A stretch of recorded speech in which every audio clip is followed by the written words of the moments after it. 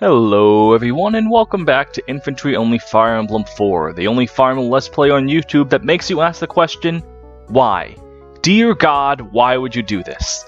Last time we did the first half of Chapter 2, and this time we're going to do the second half of Chapter 2. Brilliant, I know.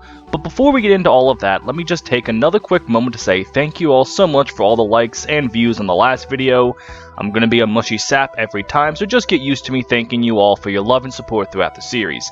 And the second thing I want to talk about this time is more so just go over some of the things I glossed over last time. Namely, some pairings and Arden getting his legendary coveted Pursuit Ring. As most of you know, during Chapter 2, Arden gets his coveted Pursuit Ring, which grants him the ability to double.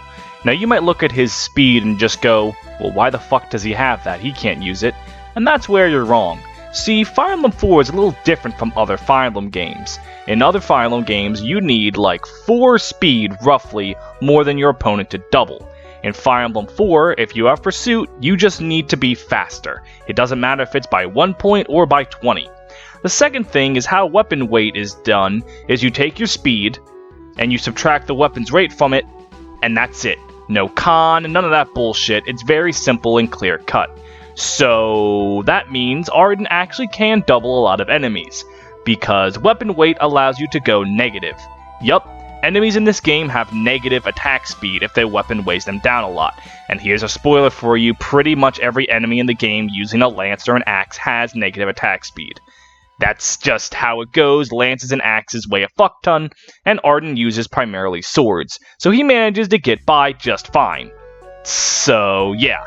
That goes to show you that you can have no speed, but as long as the game is built around that not fucking mattering, you're A-okay.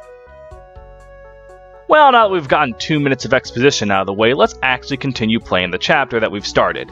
Now there are 3 things left to do in this chapter. Seize the first castle right there, seize the next castle, and stop Fury from seizing our own castle. Chapter 2 is one of the few times where your home castle is actually under threat. Thankfully, we've had Ideen pre-warp everyone, and Fury doesn't actually start moving south until Sigurd seizes that top castle. So, since we don't give a shit about turn count, we wasted as much time and got everyone in position and ready to go. Lewin is going to be there at the south ready for her, and I put Latches guarding the castle in defense just in case. If you have Lewin guard the castle, you might get really unlucky with how the Pegasus Knights attack him, and then they might bar you from being able to walk next to Fury, and it's easier if Lewin's just outside of the castle. And immediately this ends up being a funny problem. Yeah, as you might remember, Latches is accompanied by 3, or at this point 2, suicidal knights, and they charge Fury's men, and kill them all, except Fury herself, leading to an awkward conversation with Lewin, which she doesn't seem to mind the death all that much. Thought that would make her a little more shaken up. Now that we've recruited all of the ladies for this chapter, let's go over their children and how I want to promote with them. Both of Latches' children are on a horse, so she doesn't fucking matter. Next question. Briefly mentioned Sylvia earlier, but I'm just going to reiterate, I do want to pair her off with Claude so that she can get her son a very good staff and stats. Lean's a dancer, her stats don't matter, so fuck her. Fury is where things actually get complicated. See, her daughter, Fee, is on a Pegasus, so she doesn't fucking matter. But Ced, on the other hand, does. He's a sage, which is not on a horse and fair game, and is often considered one of the most powerful units in the entire game. This is normally because, due to plot reasons, people hook up Lewin and Fury, so Ced gets Forseti and just wins.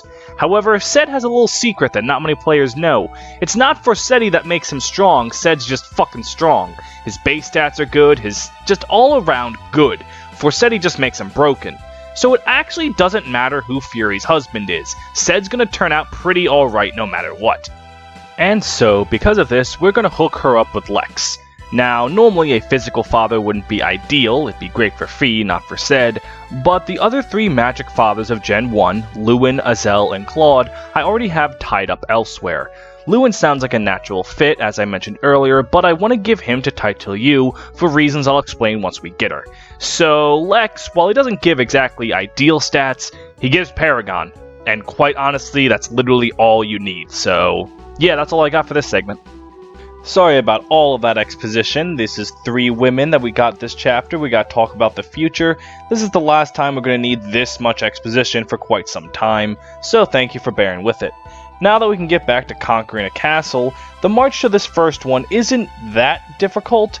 The ballistas can be very annoying, and normally you would just kill them with fury, but we don't have that luxury here, so we kind of just have to sit there and let it happen. Which is annoying, but Sylvia actually can make for a pretty good dodge tank here, because they really, really love going after Sylvia. Now, another problem here is that the boss of this castle has a sleep staff, which sounds really annoying because I think it actually has like a perfect hit rate in this game. It's not necessarily as rough as it seems. By the time you actually get into range for it to hurt you, you've pretty much dealt with all of his goons and you can just go up and fucking kill him. However, I want to go for style points here and get some more XP on Deidre, so we're going to silence him first.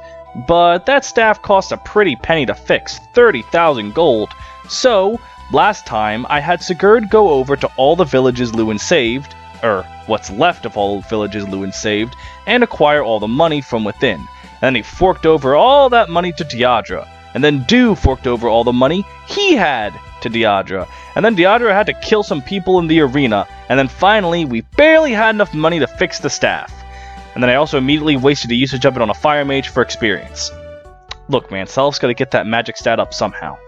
After Jomke gives a quick double bonk to the boss of that castle, Chagall summons a whole horde of horse units and starts sending them in our direction.